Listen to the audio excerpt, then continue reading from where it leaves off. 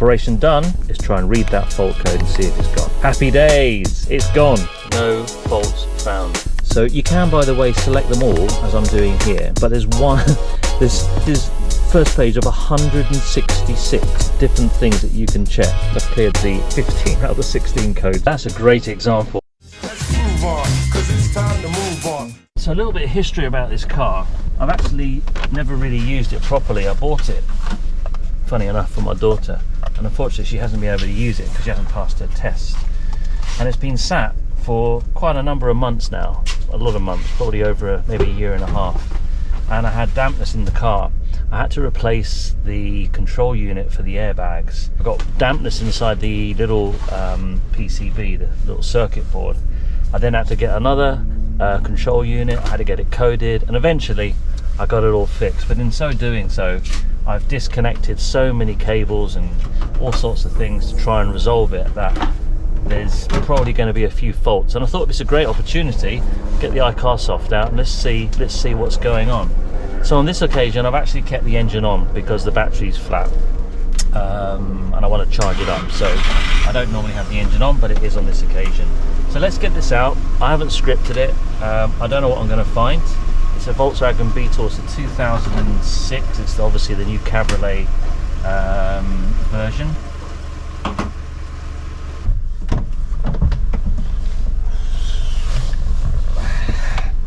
Hello, let's see what's up with this car. From the main screen, we want to go into diagnostics. That's the top corner there. Go down to Volkswagen, obviously, select your vehicle. And these are the vehicles that I've got. I've done another video which actually explains how you can get up to 10 vehicles. We're going to go into Volkswagen on this occasion.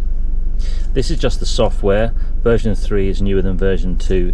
And again, I've done a video on how you can update the control unit software so that you can have the most latest version. Vehicle selection, right, so vehicle selection is where you're choosing the specific Volkswagen, in this case car that I have, and you've got things like Scirocco, the new Bora, Jetta, Golf, and you just go down the list until you see the vehicle that is yours. And here we go, and it's the new Beetle. On this occasion it is a Cabriolet, so I'm going to see if there is a new Beetle that says Cabriolet, just in case there's a difference. Golf Cabriolet, and doesn't look like, oh there we go, as it's a convertible, and it's a 2006-2007, which is the year range we need. Smart Scan will select all the control units that this device iCarsoft can talk to with the car. Manual is if you know the specific area and you just want to go into it to save a bit of time. Now it's going to run through, and there's one of 17 that the car control unit can talk to with the iCarsoft. So let it do its thing. Whilst you're doing it, you'll notice on the dashboard there'll be little lights and things that pop up. Airbag light came on, went off, etc. That's normal, don't worry too much about it. Okay, so you've got one of 6 items there that has come up. As you can navigate going using the little thumb wheel scroll there. So let's go into the first one, engine control module, and see what that says. Communicating, and you're going to get a list of 4 items now, which are the options that you have when you go into that particular menu. View fault code. Well, we won't go into it just yet. I'm going to go and see what view data says, just to see what there is. Sometimes it gives live data. It depends on what the item is that you're checking. Here we go, basic functions, basic setting requirements. Well, let's start at the top, why not? What's basic function? So press the enter button to select the checkbox, and then I'm going to press F2 to start and see what happens. It shows you the revs. So if I press the revs, there we go, the revs are going up. So it's giving you live data to see what your revs per minute is. So that's kind of handy. Okay, let's go back. Let's see what the next one says. Basic setting requirements. Let's have a look at that. So you can, by the way, select them all as I'm doing here, but there's one. So this is first page of 166 different things that you can check. Now, my experience, I did it once before where I selected them all, and it took ages to load because it's basically got to see all those particular items and then run through it. Far better actually is if you go into them individually, and it's live data, so you're not going to see the fault codes as such, but if there's a certain thing that you want to check, you can pinpoint it down. I'm not going to go through all 166 because I doubt very much you want to watch the whole of that video. Oh, I've got an engine coolant light coming up here now. Ah, interesting. So that's telling me that the engine is potentially getting a little hot, or is it telling me that I'm low on coolant? Maybe I'm low on coolant because on this screen here I don't actually see a temperature gauge, so I think it might be that it's low on coolant. As I said, the car has been sat for an awful long time, so yeah. There we go, a live demonstration. We've got a fault that's come up. Let's see what we can see. So engine speed, I'm not going to go through them all. You've got lambda, which is great. This is oxygen sensors here. That's really useful. So you've got a lambda regulator there. That'll tell you there's an issue with your oxygen sensor. Let's keep going down and see. Engine load, engine speed, injection timing.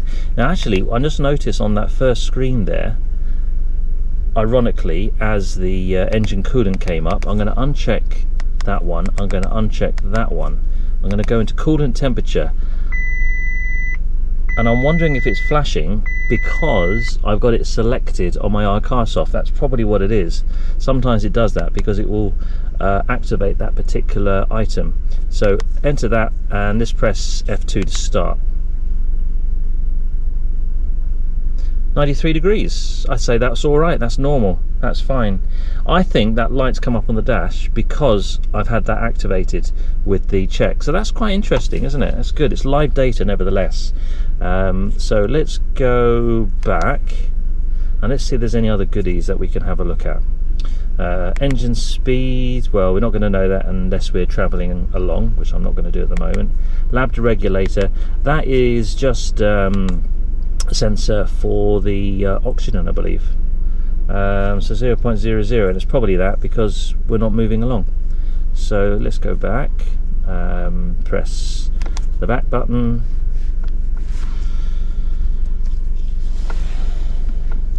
let's go down the list and see what else we can see.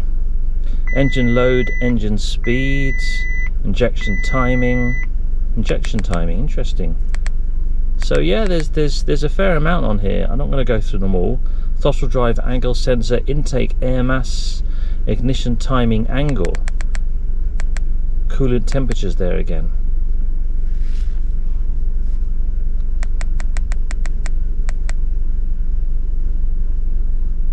A lot of vehicle speeds items there. Engine load, heights correction factor, intake air temperature, throttle drive angle sensor, crankshaft tooth. Now the crankshaft position sensor, that's actually a very common on cars to fail. Crankshaft tooth, high, above, low. So the crankshaft position sensor, see it like a gear, and there's a high tooth part of the tooth and then there's a low trough of the gear, so you've got high, low, and it uses a Hall effect setup normally, which is a technical term for being able to see the highs and the lows, proximity basically. So as it goes along and as the tooth is turning, it sees the high, low, high, low, high, low, kind of like a 1 0 1 0 1 0, and that's how things also like your ABS system works on your car. There's a cogged, there's a gear tooth usually around the hub, and likewise in the engine you also have this crankshaft tool which would give you the position exactly where that gear is. So interesting that my temperature sensor keeps coming on. I'll have to check that in a minute.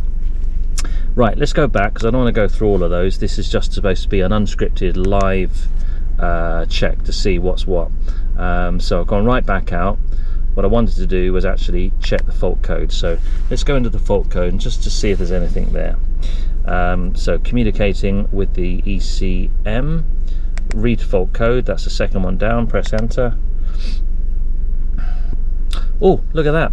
Malfunction in basic settings. Power supply relay for ECU J271 or J363. Electrical malfunction. Now, as I said, this could have been down to low battery. I've had all sorts of things disconnected. I've had the battery disconnected, and that can throw faults. Importantly, at the top here you got 17925. That's your fault code. You can read that fault code online, you can look it up and it'll tell you what that is. There's one of three that shows in the top right hand corner. So if I go and press the right button, there we go, you've got the second of the third code there. Malfunction in basic settings, oxygen lambda sensor, B1S1 malfunction circuit.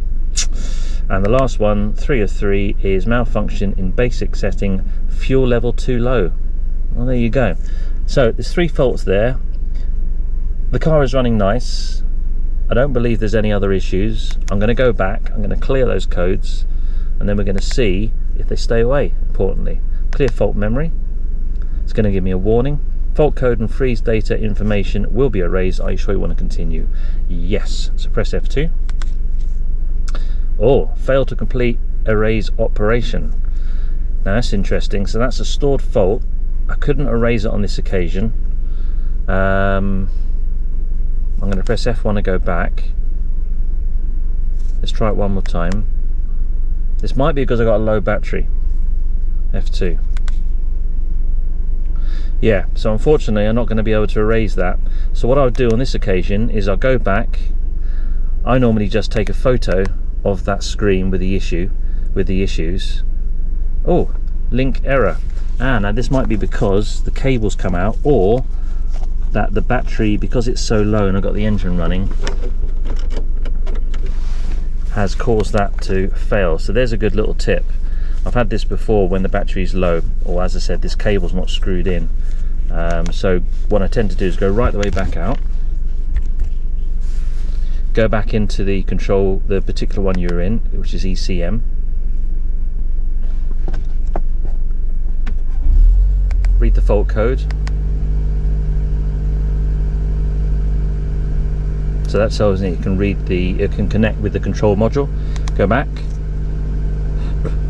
Let's go and clear the fault memory and see now. I've got my foot on the rev just to try and give it a bit of voltage. Oh, there we go. How about that? Great example. Erase operation done. Now, importantly, let's go back and make sure those codes are gone. So go back out the menu and read that fault code again. See what happens. Look at that, happy days, no fault codes found. So there's a great example. Let's just recap what I did there. In my experience, there's usually 2 reasons why sometimes you get that not able to carry out the function fault. It's either because the connection between your iCarsoft and the car hasn't been, it's not screwed in firmly with these screws here, or sometimes you get out kicking it with your knee because the OBD port, depends on the vehicle, sort of hangs down just below the steering wheel there, and it always has to be within a meter reach inside the vehicle, so it's always going to be in that sort of proximity. And the second main reason is if the voltage is low, and on this occasion, as I mentioned at the beginning of the video, the actual car has been sat idle for a long time and I'm having to keep the engine running to charge the battery up. So by giving a little bit of a rev, I think I've increased the voltages and it's allowed the iCarsoft to communicate with the ECM control module. And importantly, we clear the codes. So good example, a little bit of experience there on my part just to explain why I didn't do it in the first place. In general, what I've found over the years that cars do not like to be sat still, they like to be driven. Electronics of these days are getting more and more and more, so cars just like to be driven, and with the low voltages it can throw up all sorts of spurious issues. Now it doesn't necessarily mean that you've got an issue, but nevertheless I would start by making sure the battery is charged properly, drive the vehicle, and then start clearing codes once you've got your voltage sorted. Okay, so let's go to the next one, immobilizer. This is obviously your alarm system. I don't envisage there'll be any issues with this. I did trigger the alarm. Again, battery was low and it has a habit of doing that. But let's have a quick look and see if there's any fault codes. And none there, so that's good. So let's go on to the next one and see.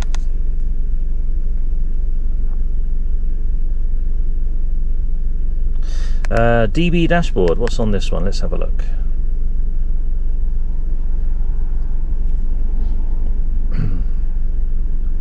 Let's go into the module information, why not, and have a look and see what that's all about. So there you go, part number again, same sort of information, just in case you needed to look at maybe replacing it. That's where you would go. Let's read the fault code and see what there is. Oh, no fault type detected. Control unit for airbags. Now this. I had an awful lot of problems with the airbag control module. I said at the beginning of the video, this is where I had moisture on the PCB inside the control module. And the control module sits right at the back there, underneath the middle of the center of the dash. It's up high. It's usually bolted to the chassis, and it detects any sudden impact, and that's little trigger sets off your airbags. And it will also set off rear headrests, and those headrests will pop up, and that's what acts as your roll bar. As the car would flip, they pop up, protects the driver, and it's all linked, so it's very important, that control module. Now I've got a code here, and I'm really hoping I can clear it, because that control unit is actually a new control unit, or a used one that I got second hand. I had to get it coded. I had to get the error codes taken off it. You can't do that with the iCarsoft. You have to go to use a dedicated company that can remove that, and there's various companies online. Importantly, I don't have any issues showing on my dash, so for MOT purposes, I know the control unit's working properly, but also it's not going to fail that all-important MOT. And in the UK, that's an annual test for the car, that it has to meet a certain set of requirements to be able to see as the vehicle is being safe to drive on the road. So let's see if we can clear this code. Read fault code. We've done that. Let's clear the fault memory, and hopefully that will go away. Fault code and free state information will be erased. F2 continue. Operation done. Well, it's erased it. Importantly, let's go back. Let's try and read that fault code and see if it's gone. Happy days, it's gone. So I don't have any fault codes now stored for the airbag control unit. That's good. That was the main one I wanted to try and clear, so I'm happy with that. Let's go on to the next.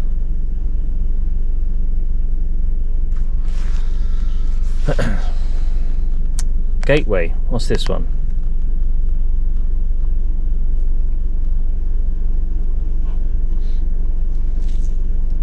One of 4, read fault codes. In fact, let's see what the view data is. I just want to see actually what this is. I'm not too sure. Application is running.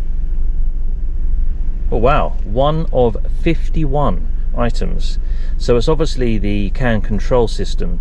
CAN is see it as like an operation for ones and zeros. It's the communication that goes between each of the control units, CAN bus basically. And it's got an awful lot there. You can see wake up line, CAN, powertrain, static, relay cutoff,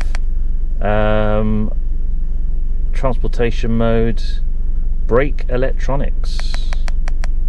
Let's go into that and see. I wonder what that's all about. F2 start, let's see. I said there's 51 things that you can check there. Oh, it's the ABS control module. That's interesting, isn't it? Put my foot on the brake. Does that do anything? Thought it might give live data. As I said, I haven't scripted this. Oh, J104. What does that do? No. So that's just giving me information. J104 ABS. What else have we got there? Engine electronics. Let's have a look at that and see. F2. Engine electronics, engine, press enter. Does that do anything?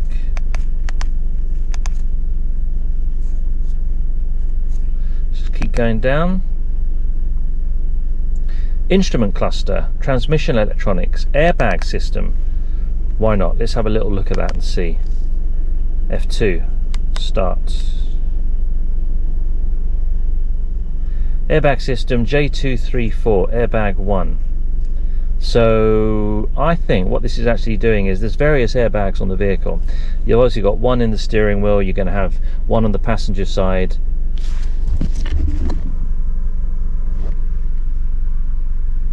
You're also going to have one on the side of the seat as well. And those particular items, I think if you go down this list, it will tell you if there's any issues. So I'm going to go back, headlight, steering aid, steering angle sensor, that's good, distance regulation, parking brake electronics, CAN comfort status. As you can see, there's an awful lot there. Anyway, let's go back out. I don't want to go through 51. I'm going to read the fault code and see if there's anything stored. No codes found, that's good. Right, let's go to the next one. Exiting that system. So the last one on the list is the central control module, the CCM.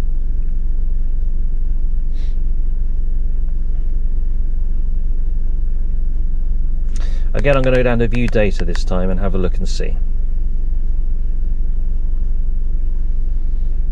Wow, 1 of 59 items, electric window, hall signal, must be a hall effect signal, thermal protection, electric window, passenger side electric window. Oh, this would be good. I actually have an issue with my passenger side electronics, so let's have a little look at that and see. F2 to start and see if there's anything that comes up. Not operation. Does that mean if I press it?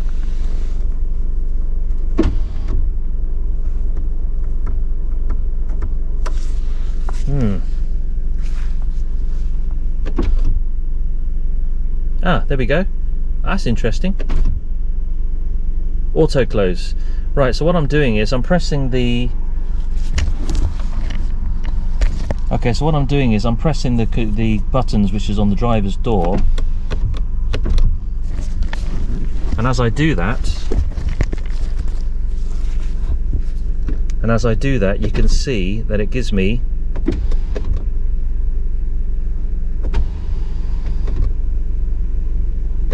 live information. Auto close, not operation. So not operation, I think just stands for it's not being used. If I press the button as if I'm going to do the auto close by keeping my finger on it for a second,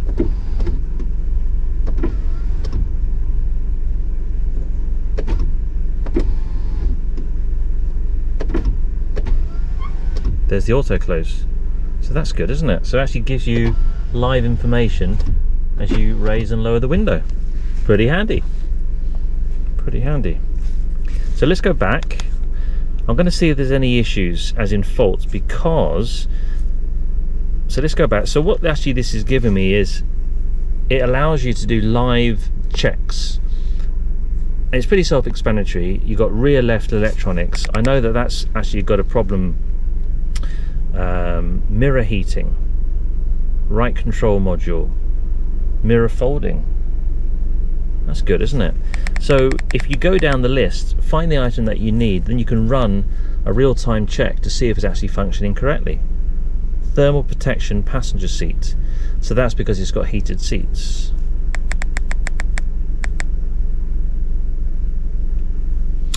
Okay, so let's go back and I'm going to see if there's any fault codes.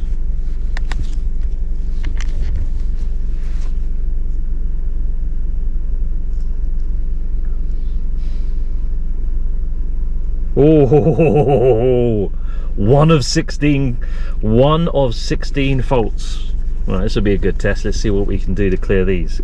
Output does not switch short circuit to 01330. Central control unit for central convenience. I'd have to Google that one. The code importantly is there, 01330. It's probably going to tell me. Let's have a little look and see. Let me get the Google out and see. Okay, so I had a little look, and top out of the 3 possible issues is low voltage. So we've got 1 of 16 here. What's the next one it's got on the list? Value below lower adaptation limit, control circuit for turn signals. Again, that very much suggests to me that's a low voltage. Next one. No fault type detected, alarm horn. Again, I really think that's low voltage. Value below lower adaptation limit, interior light, time limit. Yes, again, the fact that we're getting this similar sort of theme does very much suggest that it's the old low voltage issue. Luggage compartment unlocking switch. Now that just keeps popping open. I don't think there's an issue with the switch. I don't think there's a short or there's water in there. It's because the current and the voltage of the battery is causing that to trip and causing it to open. Maybe it's a safety feature, but nevertheless, you can actually see on my dash that you know, that luggage compartment shows as open. And it will do that, I think, until I start charging that battery and driving it. It seems to pop open, so I'm not too concerned about it. Next one, trunk lid remote control switch exceeded. Next, output does not switch circuit to 01331 door control unit, driver's side. Again, it was not doing the central locking, not because there's a problem with the lock, just down to the fact that the battery was disconnected. Internal central locking, same idea. Electric window, driver's side, same idea, low voltage. Locking unit for central locking, front driver's side. Window regulator switch, rear left driver's side, all down to a battery. 13 of 16, internal central locking switch. 14 of 16, locking unit central locking, front passenger side. Door control unit, rear left. And the last fault code I'm seeing is door control unit, rear right. Right, let's see what happens if I try and clear these faults. Okay, so let's go to clear fault memory, press F2. Erase is done. The all important test, let's go back into it and see what we can see. Read fault codes. Oh, we got 1 of 1, not bad. I've cleared 15 of the 16. Luggage compartment unlocked. Now, the luggage compartment is actually open, so I'm going to try and close it and see if that makes a difference. Let's have a look.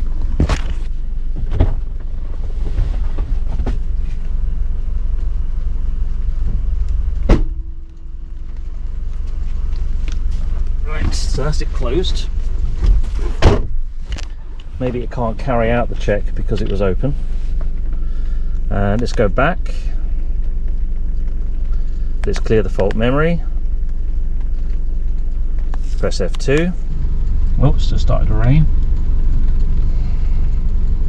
Erase done. Let's go back. Let's read the fault code. See if it's gone. Nope, it's still there. Luggage compartment unlocking switch exceeded. So yeah, maybe that's something I could have a look at. Perhaps there is a little bit of moisture in the lock. I mean, it's locked now, but every now and then it does seem to open, so I'll have a look at that. But at least I've cleared the 15 out of the 16 codes, so not bad. So what do you think? It's pretty good, isn't it? And I purposely didn't edit this video heavily. I hope you don't mind. I wanted to give you a kind of a real life indication of how it is if I ever go and use this in somebody's car to try and help them. You know, I didn't know what the faults would be. I knew that the battery had been low and had been disconnected. Some great examples there of showing you what this can do and how many codes I've cleared. I must have cleared about 30 codes. And you know, importantly, using this here, it will give you an idea, if you're looking at buying one of these, that it's not just for clearing codes. You can actually see the module information, you can see live data, like when I had the thing with the window and I raised it up and down. You want to see if it's working properly. The revs, the RPM, that shows you as well. So it's really, really handy for the price of what these are. You know, they pay for themselves pretty much after 2 or 3 times. If you were to go down to a garage and go and get a diagnostic done, you're looking at easily minimum 50-60 pounds in the UK, maybe about maybe 70-80 bucks in the US. These things only cost about double that, so 2 times that you would do it. If you're into your cars and you maybe have more, if you're lucky enough to have more than 2, maybe 3 cars, then it's worth having something like this.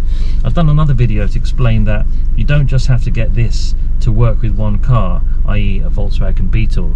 You can get one of these, which is just a sort of standard module unit, and you actually get 10 cars on it, just by downloading those 10 cars that you want. So if you have a Volkswagen and a BMW and maybe a Ford, you can get those cars at no extra cost, and it will still do the full menu as well. So have a look at this video here.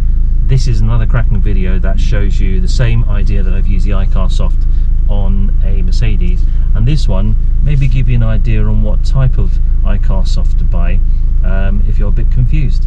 Look, I'm only a small YouTuber, so I really appreciate the people that have put some kind messages, thank you, and suggestions on what type of videos to do. Thanks for the thumbs up. I hope this helps you. Bye for now.